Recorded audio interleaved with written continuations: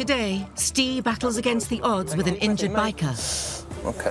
Right, it looks like the big bone at the top of your leg, the femur, it looks like that's been broken. Oh dear. OK? I was lucky that day to come away from that scene with my life. John treats a woman in a diabetic coma. Hiya. How are we doing? Well, I'm just wondering, you know, whether she's had a stroke. OK. We only get called when it becomes a crisis, when the blood sugars are too low or too high. And a teenager endures agonising pain. Right, Kyle, if we had a score of 1 to 10, what would you put it at? So it's that bad. All his ops are OK, but he's not OK, so we need to get this sorted.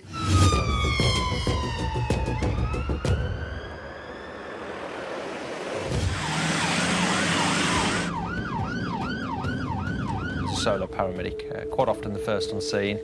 I quite enjoy working on my own. I find that sort of what I'm doing is my decisions, and I know what I'm doing, and I feel like I've got my confidence and capabilities to be able to do the best for people.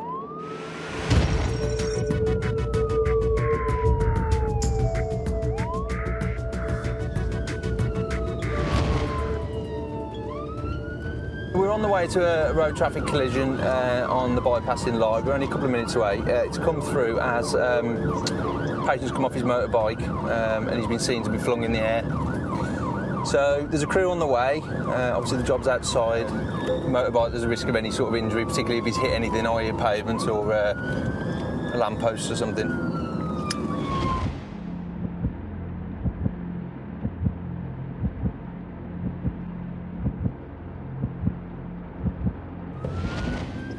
Crew here already.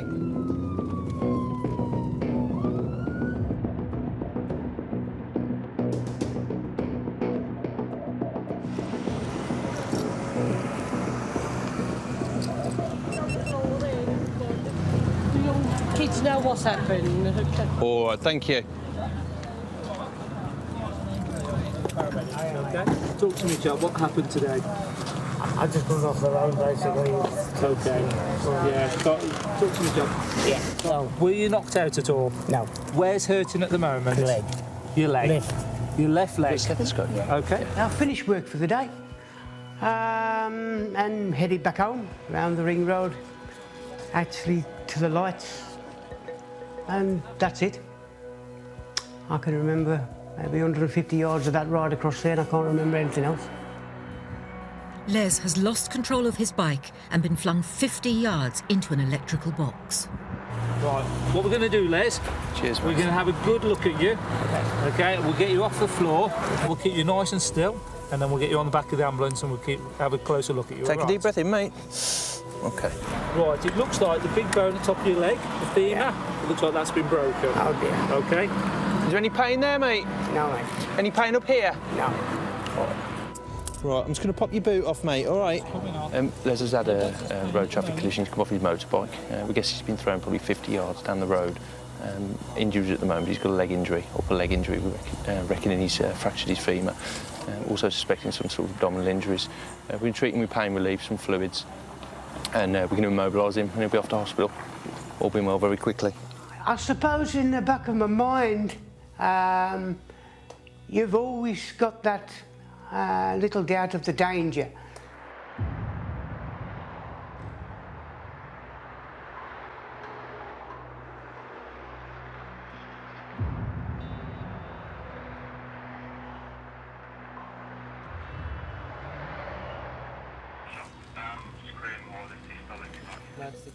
OK, sharp scratch in the back of your hand, mate.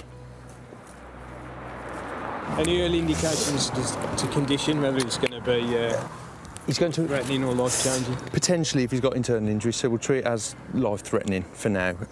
He's got an obvious fracture to his left leg, his upper left leg. We're suspecting he's got some sort of abdominal injury because his blood pressure's quite low.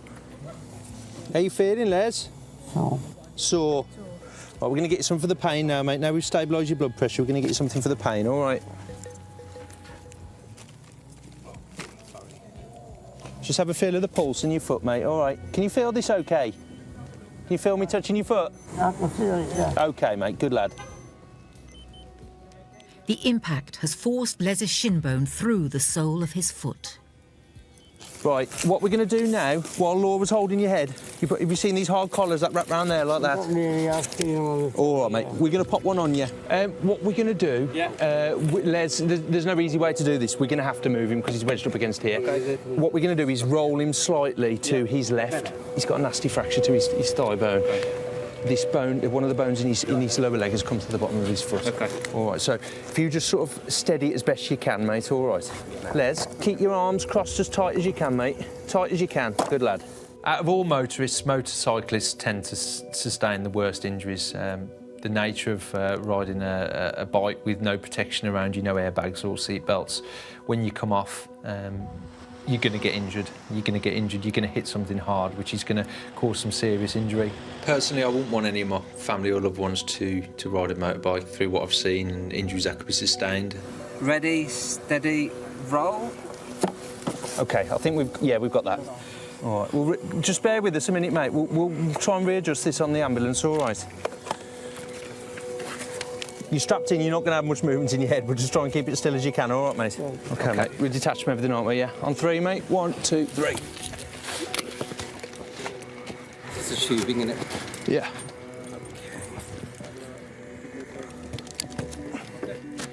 Potential nature of quite serious injuries to this gentleman. We're guessing sort of a pelvic and abdomen injury as well. So if that's the case, it could be life-threatening. Crew are on the way to Queen Elizabeth. They've just liaised with the major trauma desk in the control room. They passed an alert, so they were there in about 15 minutes. So 3 people on that crew, we're not needed, so we'll withdraw, go back and prepare for the next case.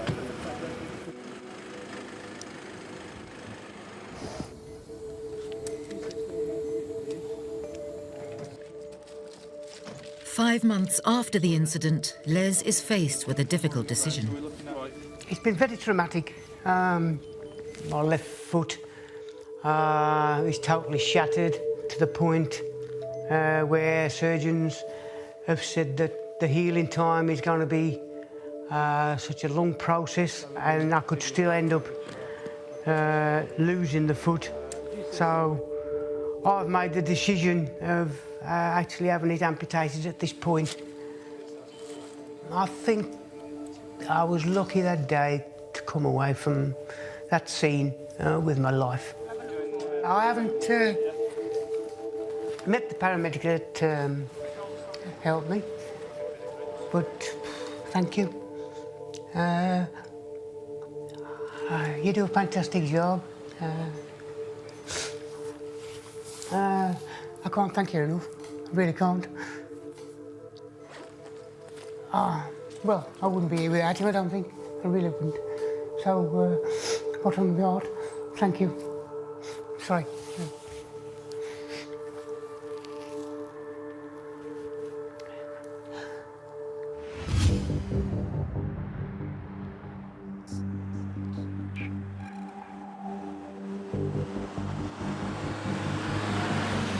We drive a fast car and we tend to get there first on scene. We're used in different ways. If it's a real serious job, they will respond us as well as an ambulance. With a job with less priority, control will tend to wait on our say-so if we need any backup.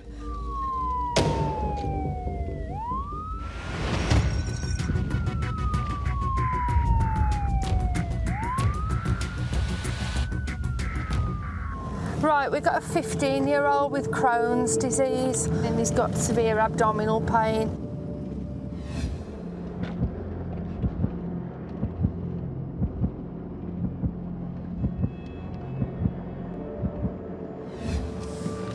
Here we go.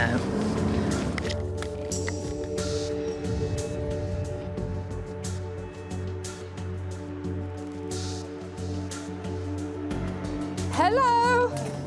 Straight through. Yeah, there you go. What's been going on then? Hello, young man. Been vomiting. Right. And he's just not well today. He said, Mum, I'm not well, I don't feel well. I didn't feel right that day because I got out of the car and I was sweating. I just felt dizzy. I went white as a ghost. And then all of a sudden I just started being sick. He's got Crohn's disease. Yes. Got it in his stomach, his large colon and Yes. his genitals. Right.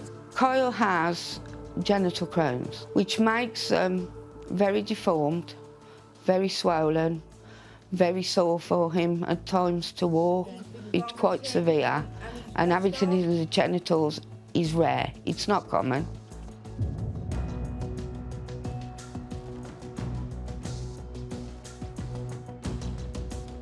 I'm just going to do a few little observations on you.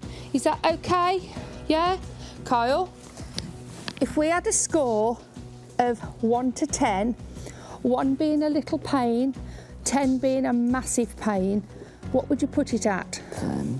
So it's that bad, all right? The pain felt like someone was just repeatedly kicking me in the stomach over and over. I gave Kyle a drug called Entonox, which is basically gas and nitrous oxide. You ever had any gas and air before? Entonox, yeah? It is brilliant as a first-line pain reliever. Is that okay? Is that okay, Mum? Yeah, that's fine. Okay, and then we'll get some little observations done on it. All right.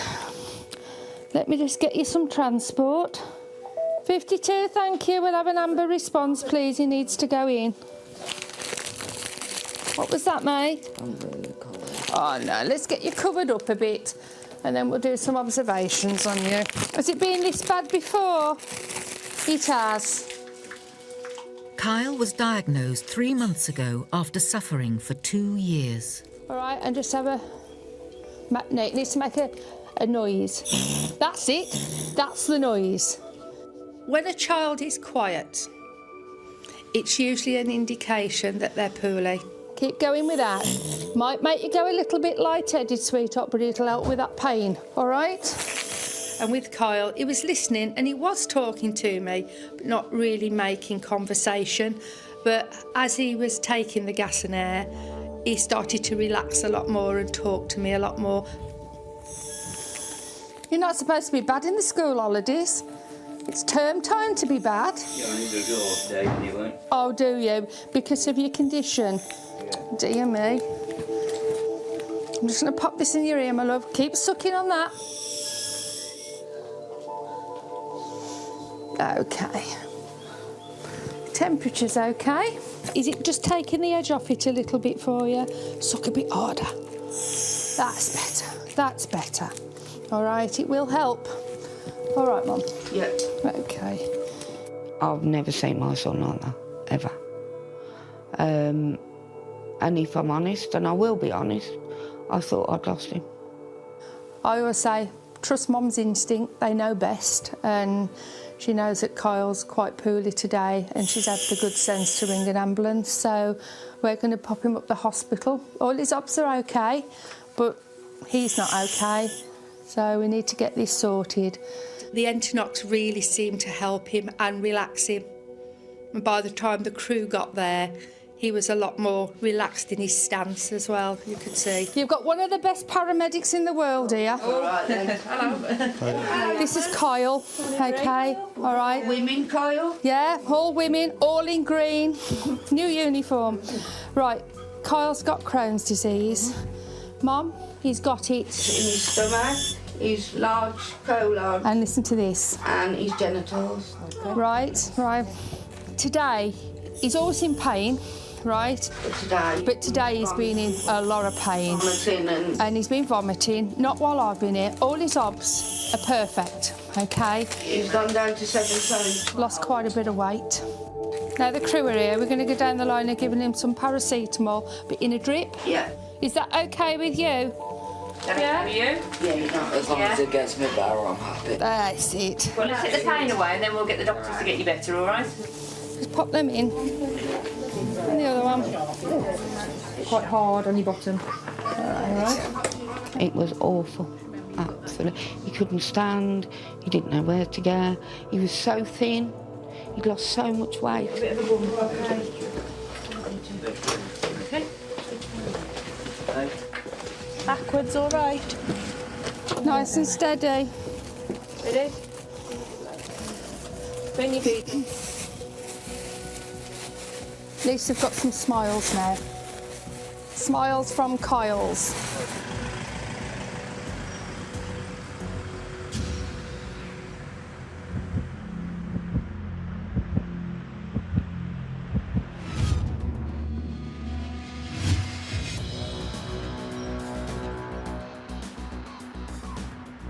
I think alcohol has a huge effect on the NHS. We go out to so many alcohol-related problems and we're tied up with them. And people who are drunk, they're difficult to assess.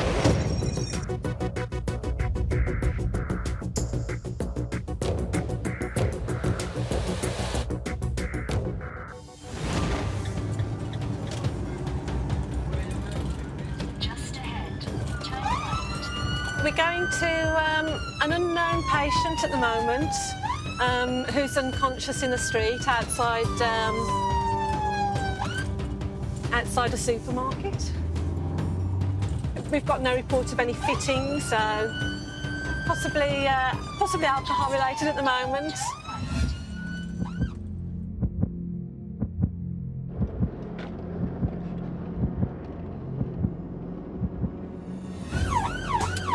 Clear left. But it's all going on in this street.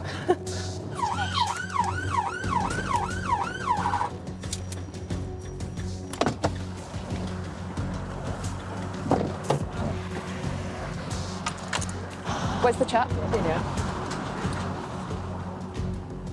Hello. Hello there. All right. Hello.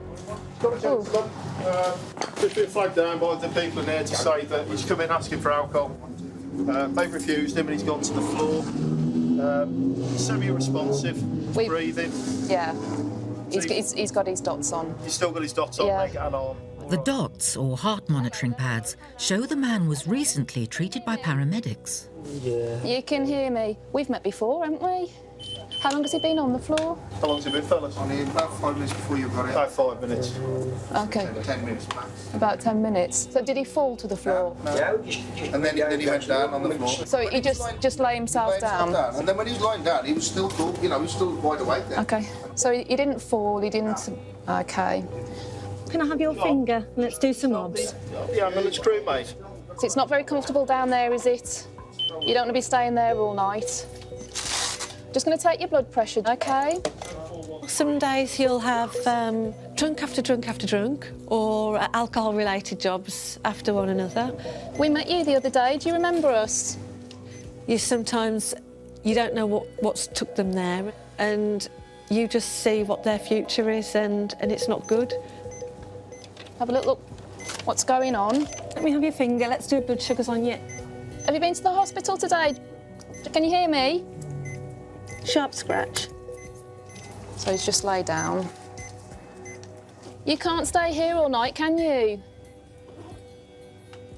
What I'll do is I'll go and get the stretcher, and then we'll get him onto the stretcher. We'll get him onto the ambulance out of the way. We see so many homeless people that drink, that have got nowhere to go. They've got no toilet facilities. They've got nowhere they can wash. Let's have a look, see if The man is also wearing a police tag.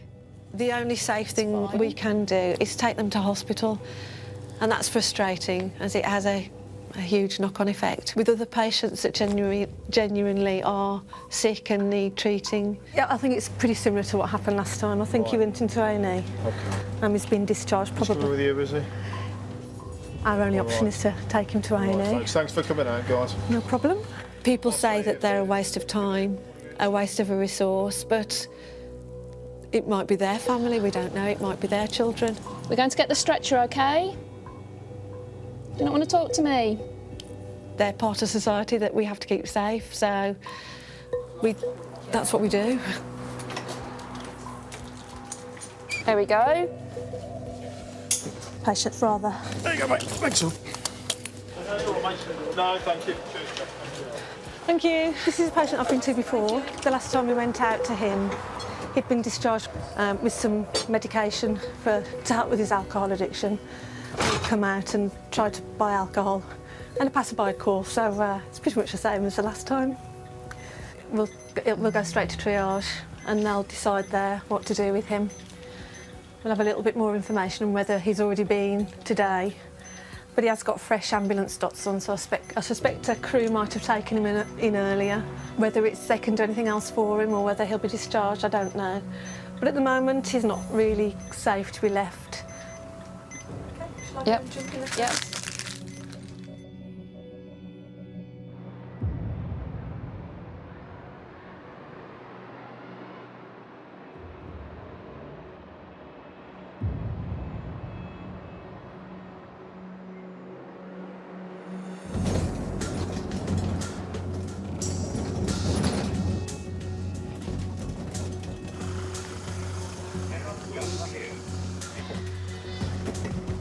It's the man's second trip to this hospital today.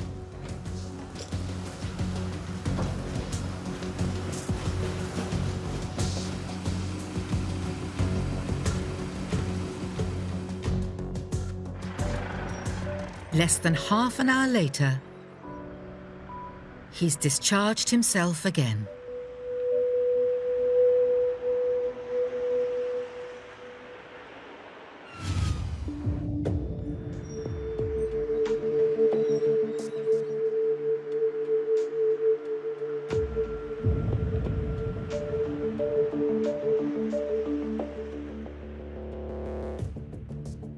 There are quite a large amount of diabetic patients within the population, but people manage themselves. They know how to manage on a day-to-day basis. We only get called when it becomes a crisis, when the blood sugars are too low or too high. For diabetic patients, the best thing is routine. You can do whatever you want really in your life as long as it's kept in a routine.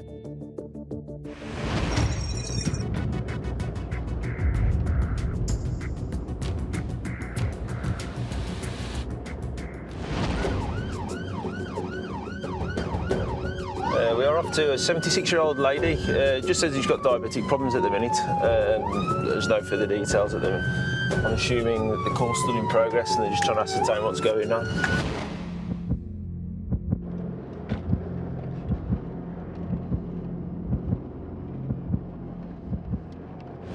Yeah, we've just had an update come through. The lady's what they call a hypo. It just means her blood sugar's gone too low for it to function properly, really. If the blood sugar just keeps dropping, basically the body shuts down. Just ahead, turn right. So it really just depends how quickly we can get there.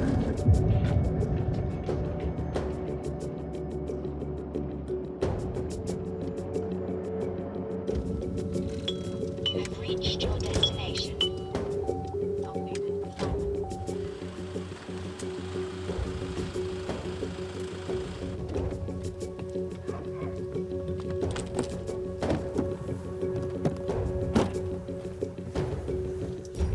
Hiya.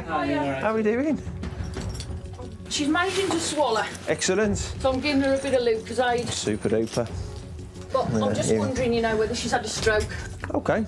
What we'll do, because they present pretty much a similar way, we'll make sure the blood sugar's all right and deal with that. Okay. The best way of telling the difference between a stroke and a hypo episode is basically we do a blood sugar test. It's a pinprick on the end of the finger. If it's below 4, we know the patient's hypo, so we treat them for that. How often does she have a hypos? She hasn't had as many recently, but she's not been very well. She's on antibiotics for pneumonia. Right. At the minute. We've just come up to visit my mum. My dad said she'd been asleep for a couple of hours, so my daughter came up to see how she was, and she couldn't wake her. All right, I'm just going to do your blood sugar again. Oh yeah, chicken. There we go. Sharp scratch, my darling. 2.1. That's a bit better. It was 1.6 when I did it. Okay. Right. With the reading below 4, a stroke is ruled out. John prepares to raise Pat's blood sugar levels. Has she had a glucagon injection lately, or? No. She's quite well managed then. Well, Talking about you now. And in terms of her medical problems, other than this current one that we've discussed, anything else?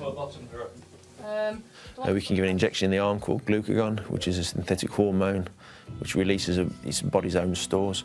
Well done, darling. Or we can also give an intravenous drip of glucose 10%, which is basically the body's rocket fuel. As long as it's blood sugar, we know we can fix it here. That's always the bonus with it. That's all right. The blood pressure's fine, oxygen levels are okay, and the ECGs are all running good. How are we doing, Pat? You with us yet? Is there a hint of realisation going on here now? Yeah. Filtered up. We're going to the injection now, so hopefully it will start to build up. But obviously, as the brain's getting more oxygen into the system, Pat's becoming more aware of everything. But after 15 minutes, Pat still isn't coming round. 0.9. You're going the wrong way. And a second blood sugar test gives a worrying result. Because the blood sugar's it's still going down, so we'll just pop a needle in a vein and we'll give some of the glucose intravenously and then take it from there.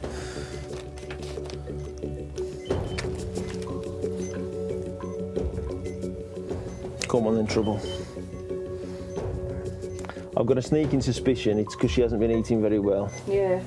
Before John can put in a drip of more concentrated glucose, Pat starts to come round. You're cold. Oh, OK. Oh, we've got you that's all right. That's better. Well, I come up here to have a sleep. Yeah. You did. You did well. You succeeded. What's been the matter with me then? You've had a hypo. A hypo? Yeah. A good one this time. John rechecks Pat's blood sugar levels. She's sweating to death. Well, I was sweating. You still have, I think. The blood's running. 5.5 now. That's better. The bugger. It's taken 23 minutes for the woman's blood sugar to return to a healthy level since John first tested it. How long have you been here? Oh, hours. No, yeah. Well, when we've given the medication and they suddenly come out of this unconscious, confused state and look at you, it's quite nice there, because someone could possibly have died from that, but you've actually treated them, and 9 times out of 10 they're lovely people, and they're nice jobs to do. Lift your arms up for me, Pat. Can you? Excellent. Basically, Pat's blood sugar has miraculously spiked up to a normal level, so we're going to give her something to eat, jam sandwiches and some sweet tea. Hopefully that'll bring her sugars up even more so. 15 minutes later, Pat's almost back to her old self. I can't ever remember anything like this.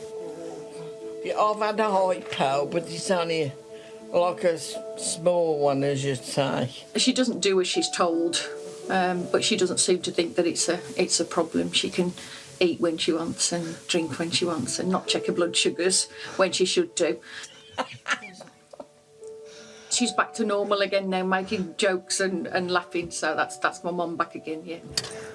Initially I thought we was going to have to give her some intravenous glucose because that blood sugar didn't come up, but then for some reason she just suddenly spiked and perfectly back to normal. But she's openly admitted she hasn't been eating very well and taking the meds as she should, so she's going to speak to the GP and get the district nurse to sort her out. The daughter's a nurse as well, so we'll leave her to sort her mum out and give her a telling off after. But yeah, ultimate result was ideal. 4 months later, Pat has recovered from her episode, but it seems she still hasn't learned her lesson. I mean, she's been diabetic for a long time and she's got very blasé with things that she eats and how often she does her blood sugars. I mean, she'll have a piece of chocolate and instead of having 1 piece, she'll have 3 pieces, and the same with biscuits. And she's very partial to a piece of cake now and again. John, the paramedic, was fantastic. He was very reassuring. He spoke to Mom continuously. Without John, definitely Mom wouldn't be here. It was touch and go at that point because her blood sugar was so low. So it was the quick response of them getting round here and being able to act on her blood sugar quickly saved her life.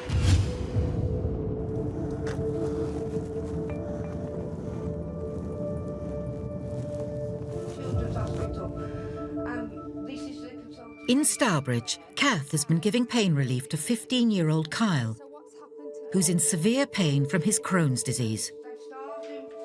Trust Mum's instinct, they know best, and she knows that Kyle's quite poorly today and she's had the good sense to ring an ambulance. I've never seen my son like that, ever. And if I'm honest, and I will be honest, I thought I'd lost him. Today he said, Mum, I'm not well, I don't feel well. OK, and then we'll get some little observations done on him. All right, and just have a... No, it needs to make a noise. That's it. Bottom. Later, at hospital, they found the source of Kyle's pain was not his Crohn's. And they took bloods from him. They came to us and they said Kyle was given a tablet called azathioprine for Crohn's disease.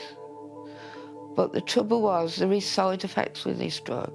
Now, it doesn't affect everybody, but unfortunately Kyle was one of the people that it does affect. When I got to the hospital, they found what was upsetting me, which was the tablets, and they gave me morphine, paracetamol and everything because I was in too much pain. The drug that Kyle was on for Crohn's caused him to have inflammation of the pancreas. It can be fatal if it bursts. So, in one respect, I was glad Kyle collapsed because everything came to a head then. Thank you to them for finding it, otherwise it could have been very fatal. Because as my pancreas was swelling, it could have burst, which could have killed me. He was lucky. He was so lucky. 3 months after the incident, Kyle's back at hospital for a meeting with his consultant. How have you been? Could be better. All the swelling's come back, the redness, and it's weeping again, so... Okay. And it's hard to walk again, so Okay. I don't know what to do. Have you missed school because of it? No, I've been going to school still, but it's been hurting. I've gone home once because of it. How about clothes? I can't wear jeans, but I really want to. Like trackies, I can wear these because no one can see if it weeps. But I really want to try and wear jeans, but I just can't because they hurt. What about your skin? How is that doing? That's going bad again as well. Yeah, he's got really bad skin in his hair at the moment. Okay, any sores? Yeah, quite a few down there, and it just hurts when I try and walk and things. Kyle's symptoms are severe. He lost his appetite, and so he is not taking enough nutrients, enough calories, and what he is taking is obviously not being absorbed well. But we was just wondering, I mean, I've looked everywhere, how rare is it, how many people have got it? I just don't know. It is really rare. We hope that we will find a particular treatment that suits Kyle and brings his condition into remission, and that he will be able to do what he wants to do, that his appetite will return, and I really hope it's a matter of time. I'm trying to help him and keep him positive. It's not going to be overnight. No. I wish it was. Joanne's always said, she'll make you better. He's got a great group of doctors that are helping him and they get their heads together. And I know somewhere down the line, they will sort him out. I'm pretty confident that day will come. It might take a few more years, but at least it'll be gone. And I just wish I could just be normal like everyone else.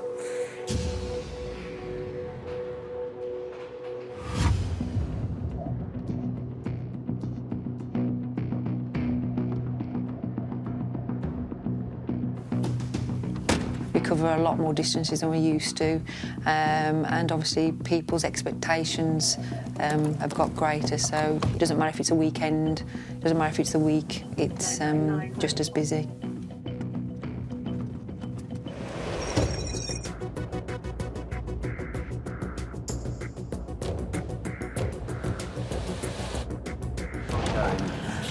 Right, we're off to Norton in Stourbridge, and it's to a 64-year-old. It's unconscious, but we have been told he's newly diagnosed diabetic, so obviously it might be a hypoglycemic incident where his blood sugars are low.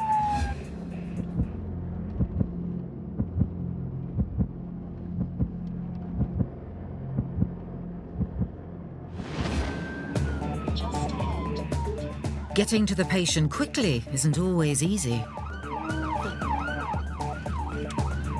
Yep. Got my invisibility cloak on.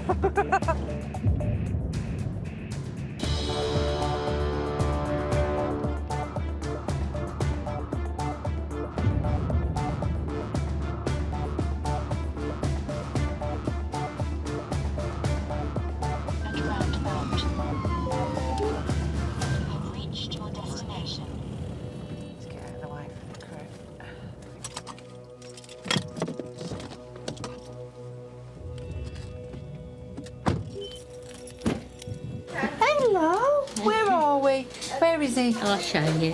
Oh. Hello. What's this young man's name? Adrian. You tell me what's He going... painted a wall, as you can see, in between, and he was fine, and he's gone again. Started to feel, well, just shaking. I kept falling over. Oh, right. Earlier in the day, I'd felt as if I'd got quite a bad headache, and I felt quite lethargic, but I was determined to sort of work through it. Now, are you newly diagnosed diabetic? No, I'm an old professional. You're an old professional, so you've been a Hundreds of diabetic years for a old. while. Let me just take your blood. Have you took your blood sugars yourself? No. No. So in yourself, have you felt strange in yourself? Have you had any headaches? Today. You have today, all day today. The sensation was very strange on that day. I'd never felt like it before. When I've had a dip in my blood sugars, I always know when that's happening because my legs tend to start to get a little bit like jelly. But on this occasion, it didn't feel like that. So have you been sick at all? No. No. I just feel tired. And do you suffer with anything else other than your diabetes? I don't know why, but you took 2 antidepressants, haven't you? What are these depression tablets that you're taking then? Are they something you've been taking for a long time? Yeah. Okay. And you haven't taken more than you should today? No, Hello, sweetheart. I've lost track of the days. That day, there was quite a complex with Adrian because I know he did suffer from depression, and it was quite worrying for him and quite scary for him and his family because it seemed neurological. There was something neurological going on. But have you been in hospital for anything at all? I passed out at work for no reason at all. How long ago was this? About 6-7 months ago. Oh, so it's all been quite close. Brain scans at Birmingham and Yeah. things like that, and I couldn't prove anything. And everything was normal. Yeah. And then it never happened again until today. Yeah. What are we going to do with you then? When you're a paramedic and you've got something acute, it's quite easy to deal with because you know what you're going to do. But when it's quite vague, it's like being a detective. So, and to you... Unsure what might be causing Adrian's symptoms, Simone takes an ECG of his heart. Well, that says you're normal. Well, they are. It's a waste of time. It isn't, not when you're not feeling right. So you only take 3. That'll probably be the crew. It's all right. There's an ambulance that came as well. Why? So I can't be done on my own. I can't come on my own. I need backup. That's pointless, isn't it? Hi. That's it. Hi. How are we? Lovely. Yeah, it's a reunion. Hello, sir. Right then, this is Adrian. He's not with it really, are you? He's the only thing that we can say. He knows that he's a bit unsteady on his feet. He knows he's a bit woozy when he's on his feet. Any headaches or anything? No, he's got nothing. Well, I don't normally sleep in the day. No, he doesn't sleep. Do you know the way that he's talking? Is he like sort of? Does he sound like that normally? That this is slow. He's a bit like. I didn't say slow. Amy said slow. Come on, Amy's mouth. I didn't say slow. I didn't say slow.